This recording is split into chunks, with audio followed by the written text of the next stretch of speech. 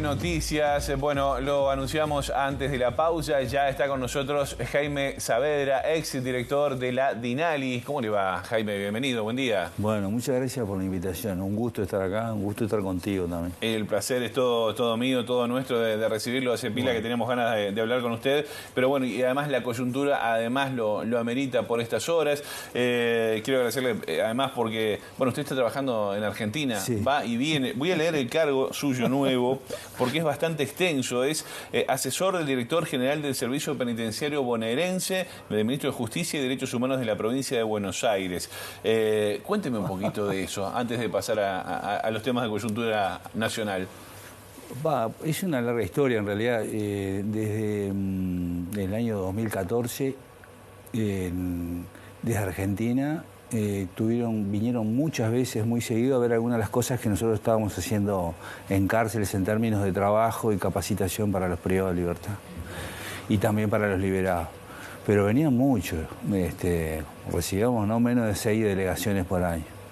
Y después empezaron a invitarme mucho también a partir del 2015 a recorrer Argentina, a contar un poco lo que estábamos haciendo. Y en el año 2020 tuve dos ofertas de trabajo para irme a vivir, una de la gobernación de Catamarca y otra de la gobernación de Buenos Aires. Para mí era difícil por razones profesionales y por razones familiares fundamentalmente. Bueno, fueron avanzando las conversaciones y al final encontramos esta modalidad que yo voy algunos días asesorando la réplica, porque están haciendo a escala argentina, digamos, lo mismo que nosotros estábamos haciendo acá, digamos, fábricas de trabajo y de educación dentro de cárceles. Acá se llamaba polo industrial, allá también. Sí. Están armando 14 polos industriales, pero haciendo de mucho mejor modo, digamos, lo que nosotros hacíamos acá con los pocos recursos que teníamos. ¿Y por qué de mejor modo? ¿Hay mayor presupuesto? Y bueno, sí, están alineados todos los astros. Hay convicción del gobernador de la provincia, el respaldo de los distintos ministerios y una fuerte adhesión del servicio penitenciario bonaerense. Entonces, como que todo fluye y hay además han incorporado otras cosas interesantes que nosotros no hacíamos. Por ejemplo, para que la gente entienda, sí, tenemos en una unidad de carcelaria donde están trabajando ahora 600 personas con tecnología de última generación. Se están haciendo los kits que precisan las madres pobres para recibir a sus hijos cuando sus hijos nacen. Se hacen todos se hacen ahí, en 2 turnos de trabajo. En la cárcel más complicada de la provincia, lo que sería el Concar acá, bueno, está instalada esta fábrica, que es una fábrica fabulosa. Estás invitado cuando quieras porque reciben a todo el mundo con mucho gusto. Aceptamos la invitación con mucho gusto. Es una experiencia alucinante. Pero dentro de esa misma cárcel instalaron lo que sería la UTU nuestra. Entonces la persona va, se capacita en la UTU y después cuando hay lugares en la planta va a trabajar a la planta. Instalaron también lo que llaman los institutos de calidad, es decir, tipo ISO 9000, no sé, un instituto de normas técnicas que garantiza la calidad de cada uno de los productos que ahí se... Sale chequeado todo. Todo, absolutamente. Y cuando hay alguna cosa que no se puede resolver bien en esa cárcel, se arma otro lugar en otra cárcel para resolver técnicamente bien lo que en esa cárcel no se puede. ¿Sí? ¿Cómo incide todo eso en la convivencia diaria? Bueno, todos los problemas que hay internos en la cárcel. Bueno, eso cambia radicalmente la vida cotidiana de las cárceles, aún las más complejas, y la cambia rápidamente, y la cambia para bien, cambia la vida de los privados de libertad, cambia la vida de los funcionarios, de las funcionarias, y cambia la vida de las familias también. Porque una cosa es ir a visitar a tu familiar, y ver a tu familiar mal, desanimado, triste, asustado, angustiado, como pasa muchas veces en nuestras cárceles, las cárceles de la región, y otra cosa es llegar y encontrarte con tu familiar que cometió un delito, pero que va a salir y que está entusiasmado y que se está capacitando, que está trabajando, que está recibiendo un salario por lo que hace. Es decir, cambia toda la ecuación. Hay como una ola de esperanza que inunda toda la actividad penitenciaria. Esto se puede, increíblemente, son cosas que nosotros hacemos muy bien acá también, hicimos muy bien acá. Y se pueden hacer. Y siempre es mucho más barato claro. hacer las cosas bien que hacerlas mal, mucho más barato. Totalmente de acuerdo. Bueno, felicitaciones por el trabajo que está haciendo en la vecina orilla. Y bueno, usted tiene... Permitime otra cosa que es interesante. Sí, claro. Atan esto a la política pública. En otro polo industrial se está haciendo todo el mobiliario que van a usar los gurises en las escuelas. ¿No? Todo el mobiliario escolar, los bancos, los pizarrones, todo lo que se hace en otro polo industrial de otra unidad. Mirá. Todas las túnicas de las escuelas públicas se están haciendo en otro polo industrial.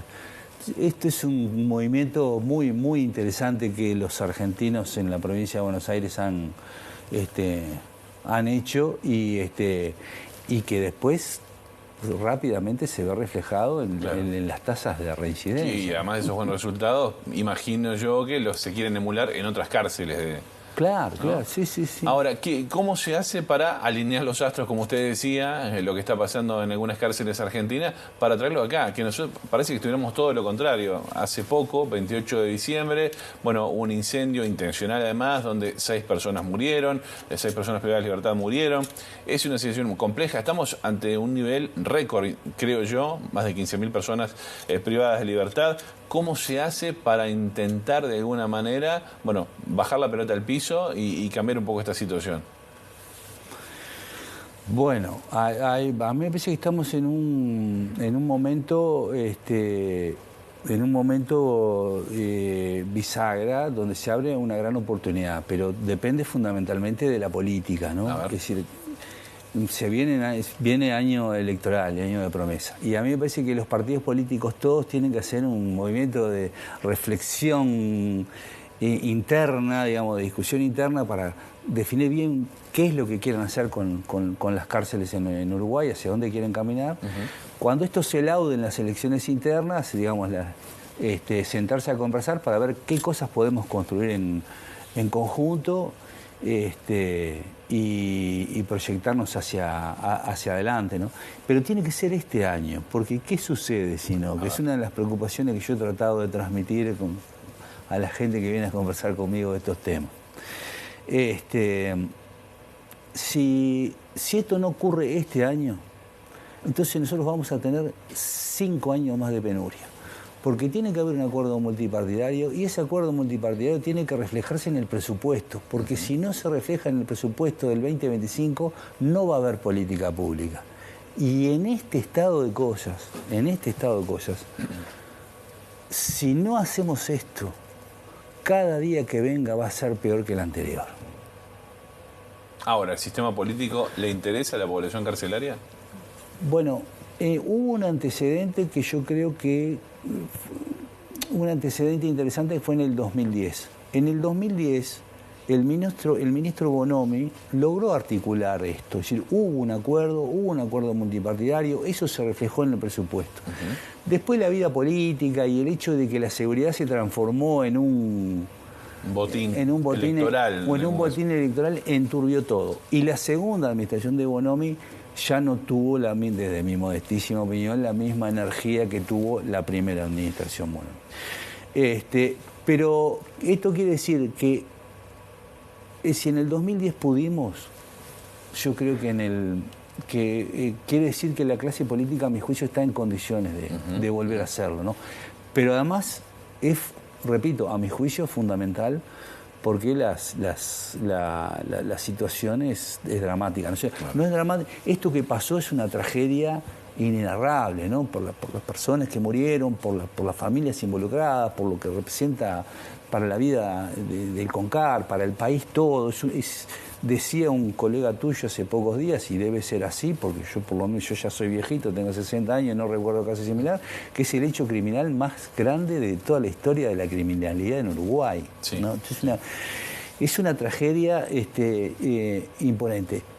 Pero esa tragedia viene en un contexto muy complicado. Es algo que eclosionó ahora porque se viene... Muy complicado. Claro. Yo le podría hacer un larguísimo collar de perlas tristes del CONCAR. Nosotros pocos meses antes tuvimos al exdirector del CONCAR hoy en prisión por liderar una banda que se dedicaba a juntar información para proteger a un abusador. A un abusador.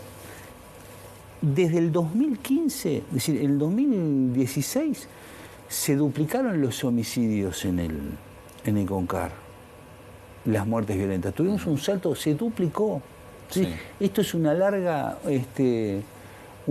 saga. Entonces, algo tenemos que hacer, ¿no? Porque claro, lo que no hacemos después repercute en nuestra vida cotidiana, repercute cuando vos salís afuera y cuando yo salgo afuera, y eso lo vemos todos los días. Tal cual.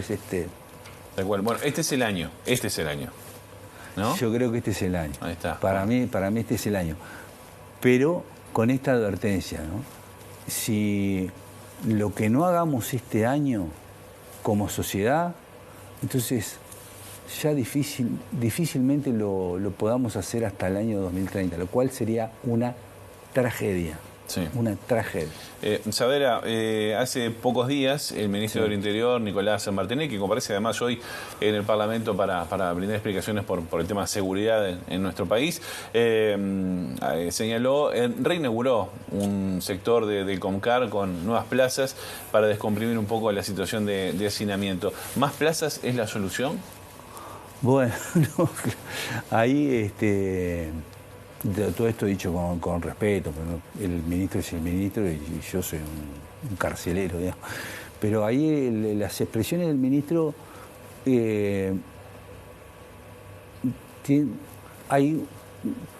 conceptualmente son equivocadas, y eso es importante porque ahora voy a explicar por qué. Maneja información que es equivocada, y eso también es importante, pero no es lo más importante. Lo más importante es lo último que tú estás preguntando. Yo voy a tratar de explicártelo. Conceptualmente equivocado porque habla de reinserción y de cuestiones que los ministros en general no saben y no les conviene meterse. Claro. No les conviene, no tienen por qué saber. Pero si no tienen por qué saber, no les conviene, a mi juicio, me parece que no es prudente que haga. Habla del oficio, vincula el oficio con un merengue, un mantete bárbaro. Sí. Después le reprocha a la administración anterior, digamos, no haber mirado para el costado, una cosa así. Cuando la administración anterior, si hubo en el gobierno, digamos, del encuentro progresista del 2010 al 2020, si tuvo una performance fabulosa fue en la construcción de plazas. No se miró para el costado. En todo caso se pudo haber mirado mal. Pero se construyeron plazas como nunca antes en la historia de la vida penitenciaria del Uruguay.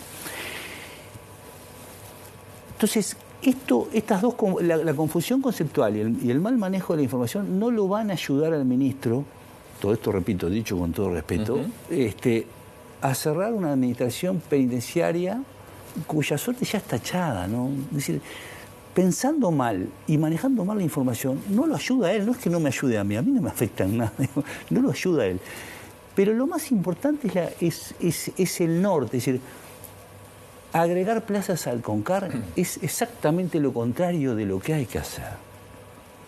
Nosotros entre el 2010 y el 2020 duplicamos los módulos del CONCAR y duplicamos las plazas del CONCAR, dos veces y media se aumentaron las plazas. Y lo que obtuvimos fue más violencia, más encierro, más problemas de homicidios, este hecho espantoso que se obtuvo, problemas de desnutrición, es decir, presos que no comían. Tuvimos un episodio hace poco y un episodio en el 2018, si no mal recuerdo. Presos secuestrados por otros presos sometidos a tratos inenarrables. Es decir, lo que hay que recorrer es el camino contrario, hay que sacar plazas, trasladar gente, que también es otro gran lío, y tener más proximidad para atender mejor el problema. Y usar los metros cuadrados no para plazas de encierro, sino para trabajo, educación. Está claro. Bueno, usted lo dice desde la vereda de respeto de esto que, bueno, estas declaraciones que ha tenido Sí. el ministro Martinelli. Ahora, quizás no es un discurso para la tribuna, por esto lo digo yo, por lo que dice él, digamos, hay una parte de la sociedad que dice, bueno, son delincuentes, métanlos para adentro y que se queden ahí. ¿Capaz que está haciendo eco en eso? Bueno, yo habría que preguntarle a él. Yo, digamos, pienso que todos queremos el bien. Yo tengo ese pensamiento y que todos queremos buenas cosas. A veces diferimos en los caminos, ¿no? Entonces yo, creo que el ministro está seguramente bien intencionado. Lo que sucede es que está pensando mal y tiene mala información. Está pensando mal y tiene a su alrededor gente que lo puede informar bien. Entonces, pensar mejor y tener mejor información lo van a ayudar a tomar mejores decisiones.